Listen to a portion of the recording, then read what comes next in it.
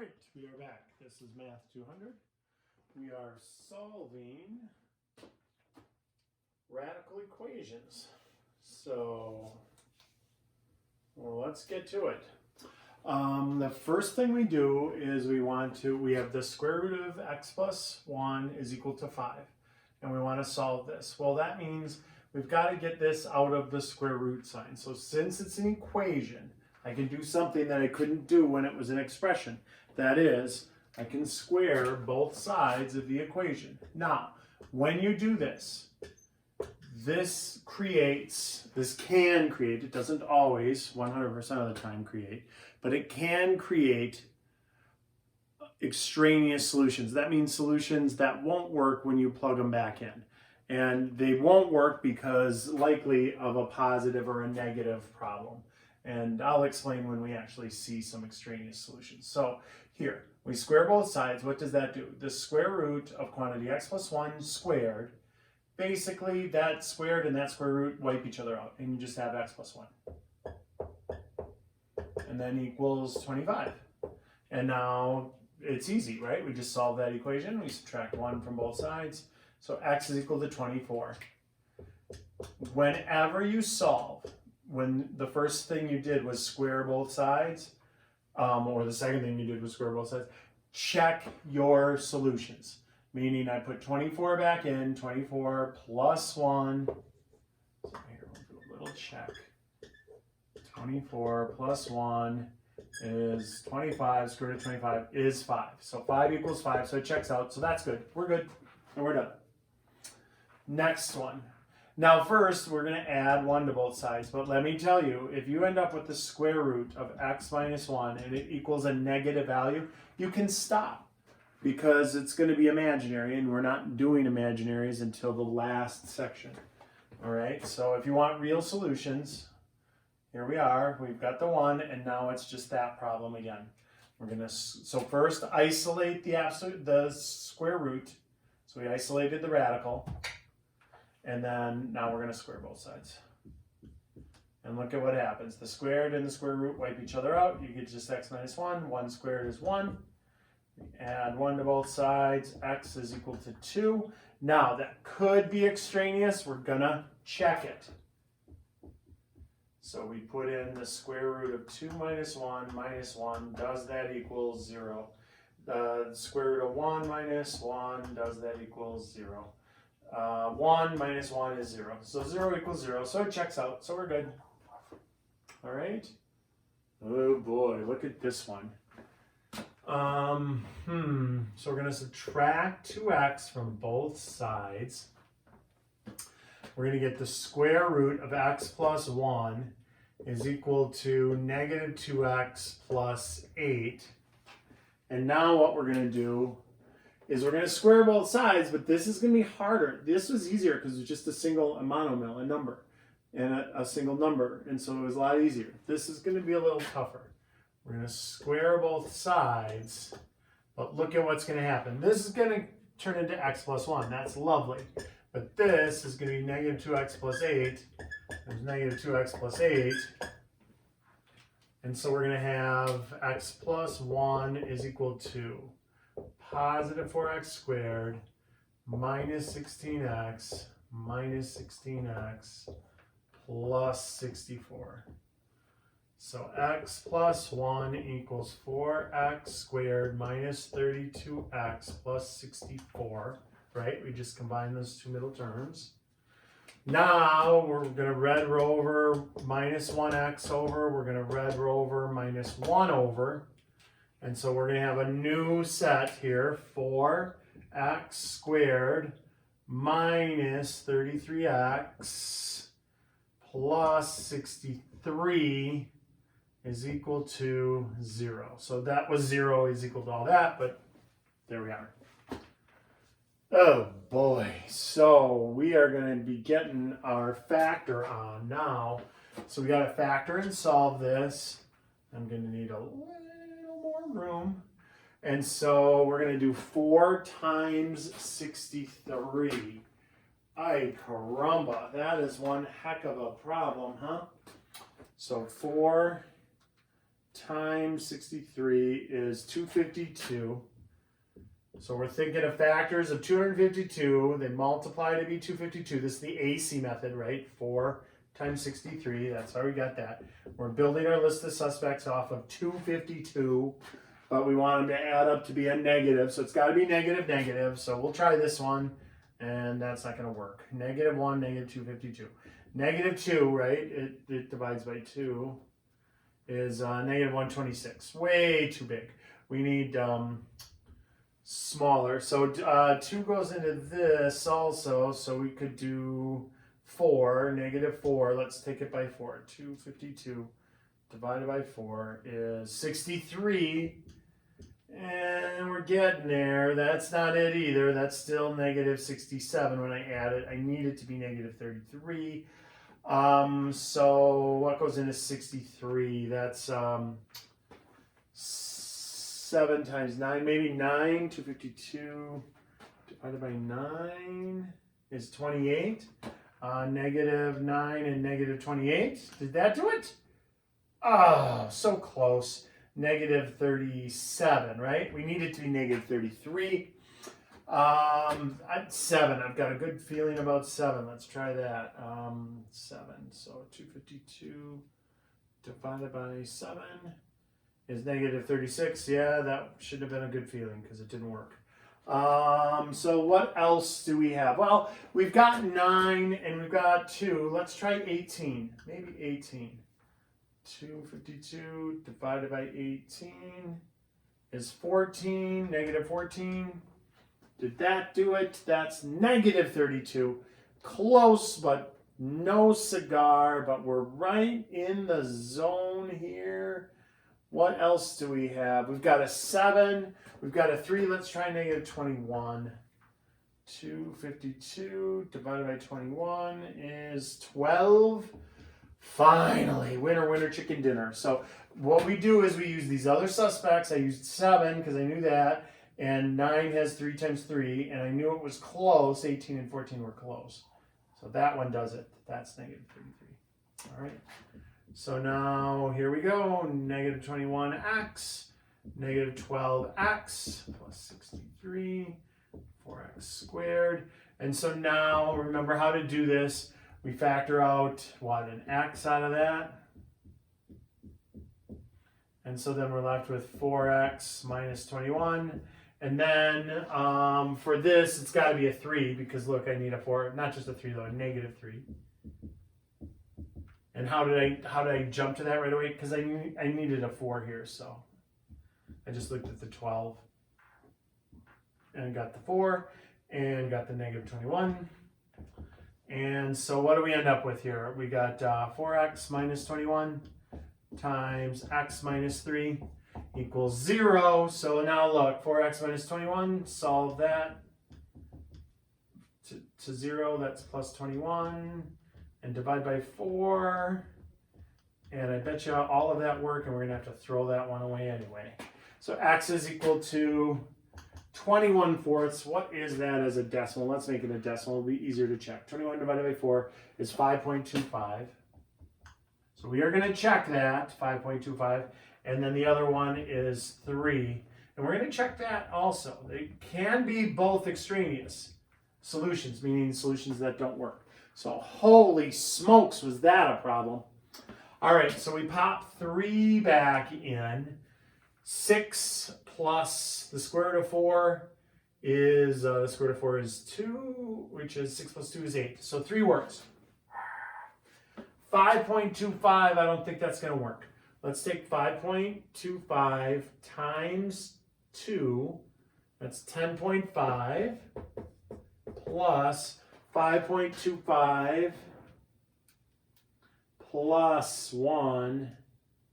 That's 6.25, and when I take the square root of it, I get 2.5. And see, look, 10 plus that, that's 13. But it would be 8 if this were a negative.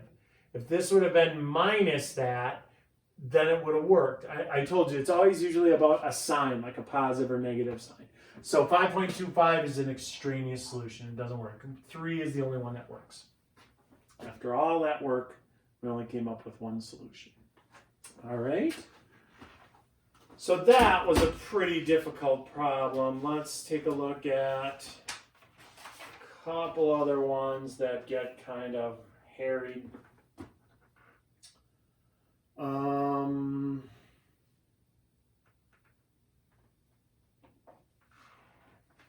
So here, again, I don't think you're going to really, I'm just going to show you these. These are more problems. The two that I'm going to show you, I'm going to go through pretty quickly, but these are more problems that you're going to encounter if you take the next course. This is kind of a glimpse at what college algebra looks like. You get these problems that are on these last two problems, where they've got mixed. Even this one that's too difficult. You won't see anything like that tough on the test where you have to do that kind of factoring. You might have one that you have to factor, but it would have been a lot easier factoring than the one that they presented there. Okay, so I don't want you to worry too much about these. I'm going to do these, like I said, relatively quickly. The square root of y plus 5 is equal to 2 minus the square root of y minus 4. And so you can't isolate them. You can have this be isolated, but they're on both sides. So you have to square it, but then we're going to end up having to square it again, okay? So this turns out to be y plus 5. That just wipes that out. But this is 2 minus the square root of y minus 4 times 2 minus the square root of y minus 4. That's what that is. And so this becomes 4 minus 2 square roots of y minus 4 minus 2 square roots of y minus 4 plus, and then the square root of y minus 4 times the square root of y minus 4 is just y minus 4. All right? So now we combine up like terms. We get the 4 and the negative 4. They wipe each other out. We got y. These are exactly the same. So it's minus 4 square roots of y minus 4. Okay, so I put those two together. I put the 4 and the negative 4 together. And there's the y. So now we're going to move the y over to the other side. Oh, look at what happens. Lucky day. We move that y over, and that kills the y's. So we got this. One slight problem. You can't have that negative 4 in front, so we're going to divide it by negative 4. So we got negative 5/4 is equal to the square root of y minus 4. And right here, we can cut our losses. You cannot take the square root of y minus 4 and end up with a negative 5/4. It has to be 0 or positive, unless you're in the imaginary, and we're not doing imaginaries yet. So this is where we stop. We can't. That's no real solutions.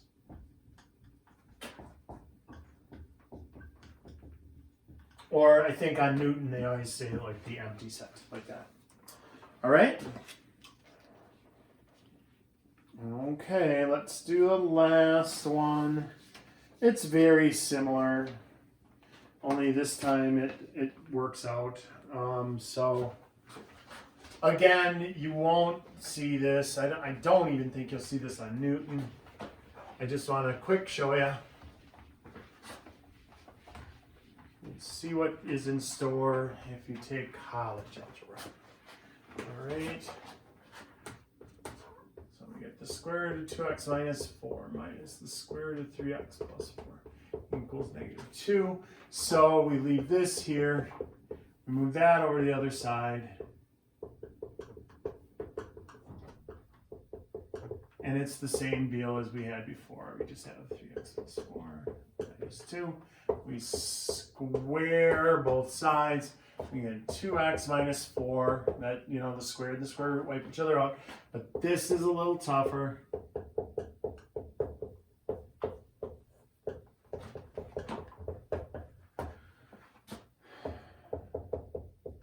So this times this is just 3x plus 4. This times this is minus 2 square roots of 3x plus 4. Minus 2 square roots of 3x plus 4. Plus 4. So now, again, we combine up like terms. We get 2x minus 4 over here. We get 3x plus, we got 4 and 4 plus 8. And then minus, those are like terms, minus 4 square roots of 3x plus 4. Okay. Now, we red row over the 3x over. We get negative 1x minus 4 is equal to 8 minus 4. 3x plus 4. We move the 8 over. We get negative x minus 12 is equal to negative 4 square roots of 3x plus 4. We divide everything by negative 4. Ugh. So we end up with x over 4 plus 3 equals the square root of 3x plus 4. All right? Now we square both sides again. And so now look at what happens. We end up with, what do we end up with here? I don't know if we're going to have enough room to do this. So on this side, we get 3x plus 4. On this side, we get x over 4 plus 3. Times x over 4 plus 3. All right, and so we end up with x squared over 16 plus 3/4 x plus 3/4 x plus 9. So that is 6/4. Ay caramba. So here we got x squared over 16 plus 6, we'll just leave it 6/4 x plus 9 equals 3x plus 4. So now we don't want to work with fractions in our equations, so we're going to multiply everything by 16. So this gets a 16, this gets a 16, this gets a 16, this gets a 16, this gets a 16. So those all go, we get x squared. This goes into there 4 times, we get 24x. 9 times 16 is what? 54, carry the 5, 144. And then that still equals 48x plus 64, is it? 24, carry the 2, yep, 64. Okay, now we move the 48x over and we move this 64 over. Okay, and so now it's factorable, yay, we get x squared minus 24x plus 80 is equal to 0. So multiplies to be 80, adds to be 24. That would be 4 and 20, right? 4 times 20. So x minus 20, x minus 4. And so x is equal to 20 and x is equal to 4. But we still have to check those to see if those are extraneous or not. So I pop a 20 in there. I get 40 minus 4 is the square root of 36. I pop a 20 in there. 64 minus the square root of 64. That is 6 minus 8, which is negative 2, which is what it's supposed to be. The 20 works. Let's see if the 4 works. It could. It doesn't have to necessarily be an extraneous solution and throw it away. Let's see. 8 minus 4 is 4. That is the square root of 4. 12 plus 4 is 16. That is the square root of 16. Square root of 4 is 2. The square root of 16 is 4. And that is also negative 2. So that works. So we ended up with 2 solutions with just that tiny little bit of work to do. No, I'm kidding. That's a lot of bit of work to do. So I don't want you to worry about those. Those aren't really going to happen. That's not going to be on the test or something. I just wanted to show you this is how involved these problems can get. And it's like in Karate Kid where he's showing them all the moves. And then in the end, he's using all of the, wax on and painting the fence and all of that all at once. Same deal. We did all these different things at some point in algebra. And we just Karate Kidded it. All right. Okay, let's do a couple of word problems and we'll be done with this section. So a squared plus b squared equals c squared. We know that already. And so now they gave us 3 problems that utilize that. So let's take a look. Find the length of the hypotenuse of a right triangle when the length of the 2 legs are 2 and 7. So it's just 2 squared plus 7 squared is equal to c squared. 4 plus 49 is c squared. And much easier, right? 53 is c squared, and so c is equal to the square root of 53. Now we would say plus or minus, but since it's a length, it's only positive. So it's restricted. The domain is restricted. All right? Once again, number 2.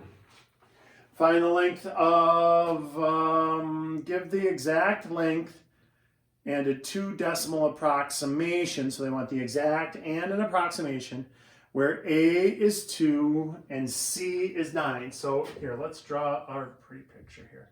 So this is 2, this is 9. So it's A squared plus B squared equals C squared. So 2 squared plus B squared is equal to 9 squared. So 4 plus B squared is equal to 81. We move the 4 over. B squared is equal to 77. B is then equal to plus or minus the square root of 77. But since it's a length, it can't be negative. So B is equal to the square root of 77 is exact. That is our exact answer. And then our approximation, you put that in your calculator and it kicks out 8.7749643887. And they want it to 2 decimal places, so it would be 8.77. That would be an approximation. That's approximate, that's exact. All right? And then the last problem, it's an aerial view.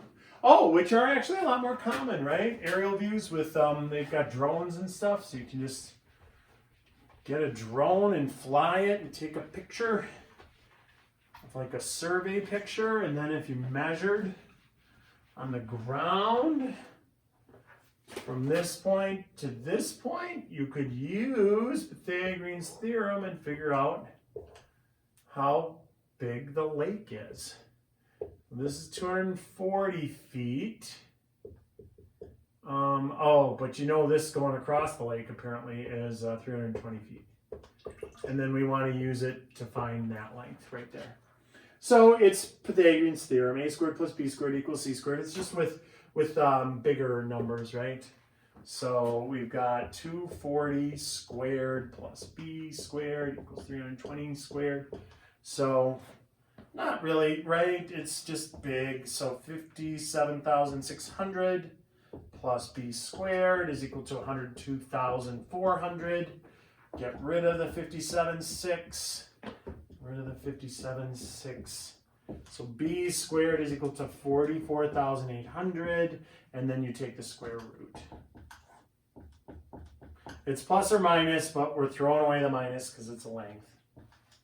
So that is 211.6601049. Now, if ever you see like those squiggly equal sign, that means that's approximately. This is an approximation. This is exact, 44,800. The square root of 44,800 is the exact answer. It's just that doesn't mean much to most people. Where 211 or 212 feet, that does. Everybody knows 212 feet, but nobody knows the square root of 44,800. All right? Awesome.